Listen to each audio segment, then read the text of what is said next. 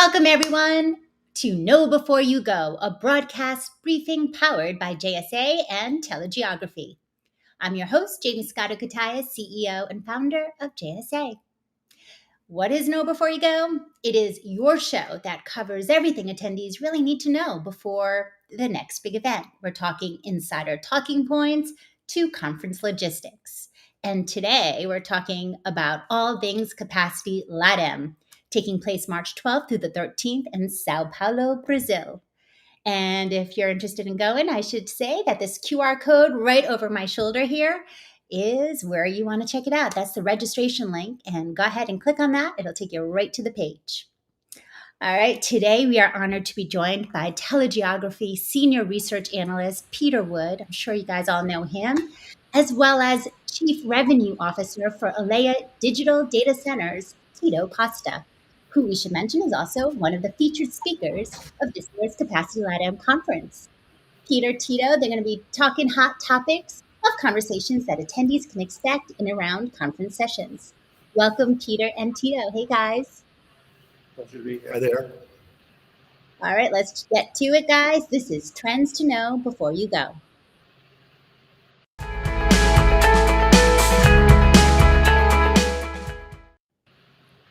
Yeah, I'm going to start with you, my friend. Let's talk. How has Latin America's role in international connectivity changed over the past 5 years?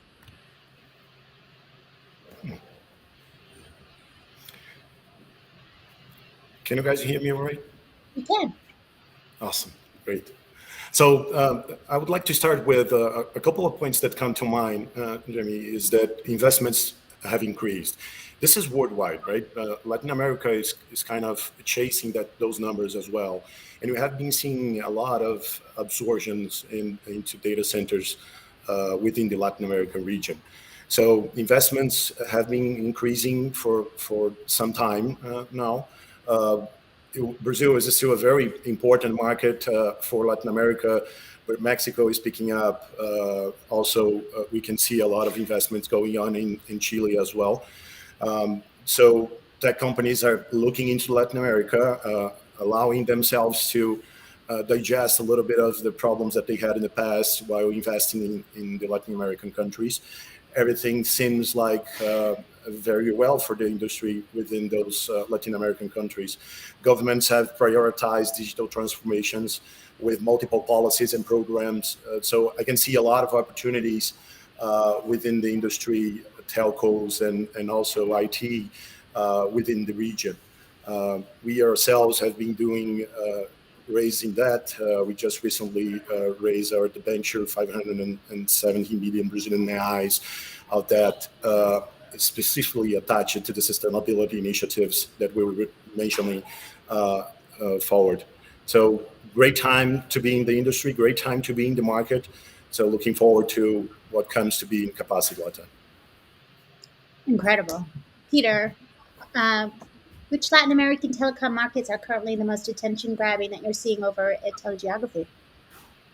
Yeah, I mean, it's always a good question. There's different ways to answer it. And one is kind of I think as Tito mentioned, following where the money's at. And a lot of it is just kind of traditionally invested in several key markets, like Brazil and Mexico are two big ones. And within those countries, the major metropolitan areas, so Sao Paulo, Rio, to an extent Fortaleza, Mexico City. But we've also in the last couple of years, I think, at least from our side on the kind of research analyst perspective, seen that there are other parts of Latin America that are by no means not established markets, but at the kind of global scale are increasing their presence, and a lot of investment seems to be going there probably for those reasons. Bogota is one example. Peru and Lima, Santiago and Chile are some key examples. Buenos Aires is in a bit of a complicated moment, but that at least historically has been part of the conversation as well. When you kind of scale back further towards secondary markets within each country, and then to like rural connectivity, or really what we've seen is kind of historically atypical requirements for how we connect the network. That is an interesting conversation. It's probably not the exact moment to bring it up, but like all of this together, we see that Latin America is no exception, that these are kind of global trends. It's just the specificities of the Latin American market really make the implementation of different things kind of adjust to the circumstances. talking about this global trends, how does local connectivity within Latin America really compare to the more traditional pipe and port model of traffic, say, routing through Miami? Well, I mean, that's a big part of what still it seems to be in existence in Latin America. And when we talk about this, we're talking about international transport of data on submarine cables. A lot of the connectivity for Latin America has gone through Sao Paulo or whatever the nearest big city from a different part of the region, up through or down, depending on perspective, to Miami, and then buying transit that routes you back to Latin America. A lot of the incentive for that historically has just been that it's been cheaper than buying local transit. And we've seen that has actually changed. Though we haven't seen that the dynamic or the proportions of how much investment is going towards just buying that pipe and port as opposed to buying locally. It's still roughly like 80-20, but it ebbs and flows, and it's, at least in the last several years, pointing in a direction that suggests that Latin American kind of internal domestic within the region transit and just overall connectivity without having to depend on the United States maybe on the uptick. And there'll be something to definitely track, because that's a theme that I expect to talk about at Capacity LATAM, which is the edge and just data and all this different technology being so close to the end user, and what that means for how how networks are going to be developed in different markets as we go forward. Incredible. Yes, absolutely. It's all about the opportunity, all about those upticks. And speaking of, Tito, how do data centers and cloud infrastructure fit into Latin America's environment? Well, I think that, and coming a little bit to what Peter just mentioned on the submarine cable systems, we didn't see a lot of investments on the Atlantic side of things in the past couple of years. There are a ton of things happening on the Pacific side of Latin America. So I agree completely with that input, which is, I mean, the continent is growing. Content will not be on the US anymore. We will begin to bring those contents locally. The edge is indeed a very big play for us as data center providers. Elea has a platform of data centers, not only sitting in Rio and Sao Paulo, which are the major data center providers usually put the facilities in, but we also are down south in Curitiba, in Porto Alegre, also in Brasilia. So we are very, very well invested on this idea of setting up data centers on the edge. So for me, it is a very important thing to understand that those cloud providers are beginning to see what LATAM means to them. Significant investments in carrier neutral data centers are being made. Elea is one of those. Renewable energy adoption in Brazil and in Latin America as a whole has been a very well-developed instance of what data center means. So super excited on the moment that we are currently working on right now. Yeah, we've been reading a lot about it in our Greener Data book as we're about to launch the second volume. So thank you for those efforts and for sharing them. So what are the main trends, Peter, going back to TeleGeography's insight here, what are the main trends for key sub-regions within Latin America and the Caribbean? Yeah, I mean, that can be answered a lot of ways as well. The first that kind of sticks out to me, which we just routinely are always trying to understand at TeleGeography, which is submarine cable networks. Which ones are aging? Which ones have reached the end of their economic age? So physically still functioning, but might not have cost benefits to be still in regular use. And where is the infrastructure coming to a point where it could potentially be replaced or at least upgraded? And then the next question is, who's doing it and how much are they going to pay to get it done? And those are really important questions because they're often kind of left in flux until sometimes last minute before a cable is literally laid on the ocean floor. And even sometimes that will end up being complicated, as we see with a lot of other world regions, like geopolitics can get in the way of how these kind of projects develop. So that's one thing that comes to mind. Another thing we often discuss is kind of the regulatory environments that affect a lot of these investment decisions. Each market has its peculiarities and such, but like Mexico is one where we hear rumors that there's potential efforts to try to get rid of the regulatory body for the telecommunications market, which would, I think, obviously have pretty huge repercussions if that were to happen. And then on the flip side, well, not the flip side, but kind of related in other markets, there's often pressures to privatize certain things or to just kind of change the dynamics for how the market works. And different people have different perspectives on what would be effective and for which reasons. But it's always important to kind of accompany those sorts of rumors, or if they're more than rumors, actual things happening. Because no market exists in a silo. Everything's dynamic, everything's changing. So you got to do your best to stay ahead of the curve to understand what might be next and what to get behind. Well said. Tito, anything to add? Well, I can see a lot of opportunities for this AI trend. I feel like this used to be a hype. Nowadays, it's becoming to grow and be more important. And I can see Latin America playing a role in that as well. This is not only deployments that needs to be made in the US. AI is not as latency sensitive, at least whenever you're saying about discussing training models, as other types of applications. So I can see a future where sustainability might play a big role in terms of where you deploy your facilities, not only about how much power you have in that piece of land, but also what is the source of that power would play a huge role in the future. I can also see that a little bit of decentralization is happening in IT. In the past, it's kind of a chicken and the egg problem, which in the past, you just deploy your architecture, whatever there was a data center available. Nowadays, with the decentralization that we can deploy in multiple data centers throughout multiple tier 2, tier 3 cities, not the standards, Querétaro, São Paulo, Rio, you're able to put your architecture in a way that uses those low latency requirements that in the past you wouldn't be able to achieve. So I'm seeing a lot of opportunities in that realm as well. Well said, well said. And we should mention, Tito, you are a featured speaker, of course, on the first full day of the conference, speaking on a panel entitled, How Are Data Center Operators Driving Sustainability? Huge topic, Yeah. It's a topic of my heart. Can you share with us an overview of the topic and key takeaways that you hope the audience is going to walk away with? Yeah, absolutely. And it is also came to my heart as well. I am yet to see a moment in time where decisions around buying space and power within data centers are made around where that power is coming from. So that for me is how we can drive sustainability within the industry. And I feel like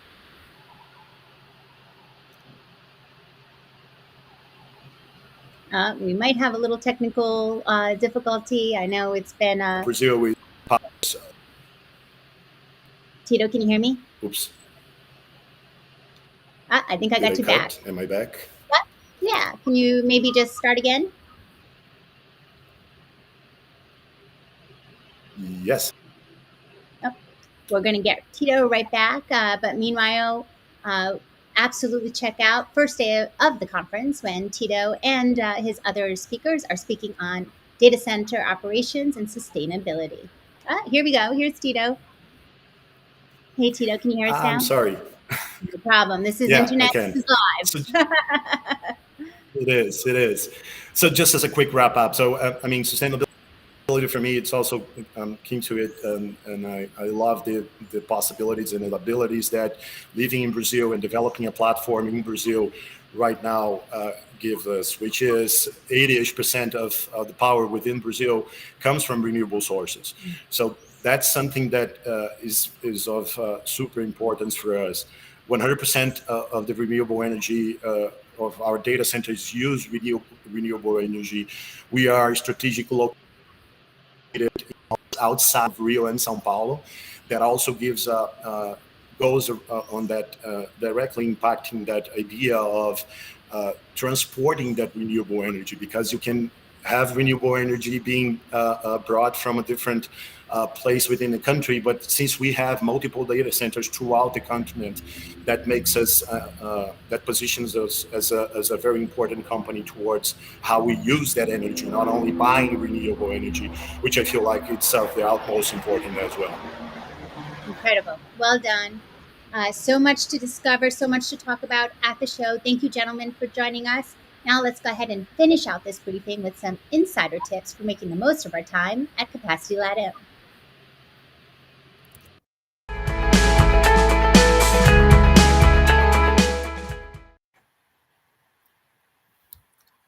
Hi, Okay. Jaymie.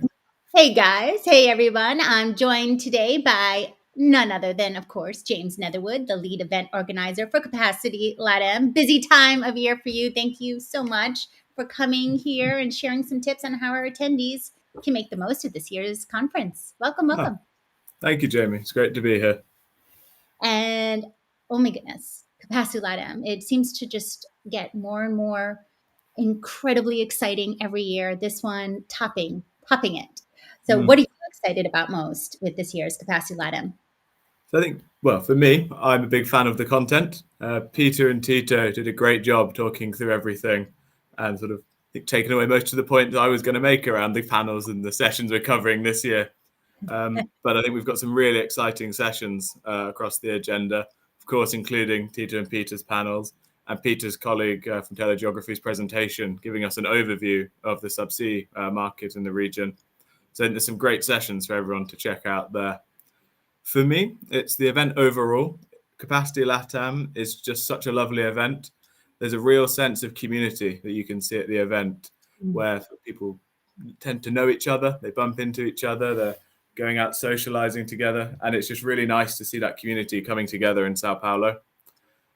And finally, on the topic of AI, what's really exciting for us is we're trialing AI translation for the content this year. So all going well, and fingers crossed, the audience will be able to listen to AI translation in Brazilian Portuguese, Spanish, and also be able to read along to live subtitles provided by AI. So it's very exciting for us, and we're looking forward to giving it a go this year. That is insanity. What an event undertaking, by the way. So kudos to you guys. I mean, if anyone's going to do it, you guys are. You're always so cutting edge. And I love your point about community. So rich, so perfect. And it's just so weird, really, when you say community and then AI in the next sentence. But I think it's, if anyone's going to show us how to do it well, it'll be the crowd at Sao Paulo. What type of companies now are and attendees are a best fit for this conference? If I'm new to Capacity LATAM, who can I expect from an attendance perspective, and what can they gain? So the core of the event is still those international carriers and the local operators getting together to buy and sell capacity with each other. We have about 40% of the audience now comes from Brazil. So we've got some really great local representation at the event, along with executives from the US, Spain. I think there's people from so many countries on the list now, which is a really great, diverse event. Alongside those big carriers, we've got the data center folks like Tito. We've got peering providers, vendors, satellite operators, you name it, and they're there these days. It's really great to see how the event's diversifying. It's such an ecosystem, our industry. We all rely on one another, and your shows are becoming, LATAM as a perfect example, but oh my gosh, all of them, Capacity Europe, ITW, they attract more and more of a global audience while still having local connectivity at its heart, at its concentration of topic and passion, I would say. Anyway, love that your attendee group is indicative of where our industry is going. So how can attendees have the very best networking experience while at this conference? Any special events or meeting apps that we should keep in mind? It's great timing for this. The event platform, which is called Swapcard, opens on Monday. So it's a great time to register for the event if you haven't already, or download the app now. Then from Monday, you'll be able to view the attendee list through there, which has matchmaking tools built in, look at the agenda, plan out your event and start booking meetings in. So I think the 2-week ramp up is really about to begin for Capacity LATAM. So it's a great time to get involved now. All right, so this is my tough question for you, but I just kind of love it. So bear with me as you're in the hot seat. Can you share with us 3 tips? What are your 3 tips for getting the most out of this year's conference? I always struggle with this one, Jamie, so thank you. Sorry. I think it's really worth taking some time to explore the exhibition hall. We've got lots of exhibitors showcasing their latest products. There's coffees and food in there for less serious times. There's lounges where people can have their meetings, and it's just a really great core of the event that I really recommend checking out. Then I think as well, we've touched on that community feel and social presenters. But it's really worth enjoying the receptions, both our receptions at the end of the day, at the event, and there tends to always be a client party or two to go to in the evening. So I think really make the most of being at the event with all that networking. And finally, I think a lot of people know the event now. We're in the same venue again. But for anyone who's new or has any questions, just come say hi to the team. I'll be there. There's quite a few of us from the team there. So if you've got a question about anything, trying to find something, or just want to say hi, we'll be across the event, and come and introduce yourselves. And there you go, underscoring community again. So I love that. Exhibit hall, calling it the core of the event. I love that. Receptions, and of course, say hi to the team. You're right there for them. I love that. All right. So what is the best way for attendees to keep up to date on Capacity LATAM before they even board? Like they're leading up to their arrival. What can we do now to be prepared for them? So we're very active across social media, especially LinkedIn. If you're looking for updates around speakers, panels, all sorts, follow us on LinkedIn. We've got a great community building there. Subscribe to the emails. That's going to be a really great one for sort of making sure that you've got your confirmation number, all the logistics for getting there on the day so you can collect your badge and get stuck in. So emails are a really great place to keep an eye out for us. Those are the main ones. Definitely awesome. That meeting app, by far your best friend. And we should say, once you're there, like our banner below is saying #Capacity LATAM. That helps those of us who might have a little FOMO back home keep on top of all those social media fun capturings, if you will, of that community live in real time. So I love this. I love this, guys. You are the best at event conferences in our industry. I'll give you that. I just adore you guys. Thank you so much, James, for making time during such a busy, busy time, and such a pleasure always catching up. Oh, thank you, Jamie. It's been lovely. And let's welcome back in also TeleGeography's Peter Wood and Elea Digital Data Centers, Tito Costa, for giving us such great insight on the latest trends. Thank you, gentlemen. Appreciate you. Thank you for having us. And like I mentioned, guys, get all the details to prepare for Capacity LATAM by visiting www.capacity. And during the conference week, go ahead and use that hashtag Capacity LATAM. All right. I think it's, capacitymedia.com, and then you can go to events. Is that right? Okay. That's the way, yeah. I'm like, that doesn't sound right. All right. In the meantime, go ahead and follow both JSA and TeleGeography on LinkedIn, or find out more on jsa.net and telegeography.com. By the way, awesome new rebrand on TeleGeography, so check that out. I love those type of things. Okay. Thank you, everyone, for tuning in to Know Before You Go. And as always, happy networking.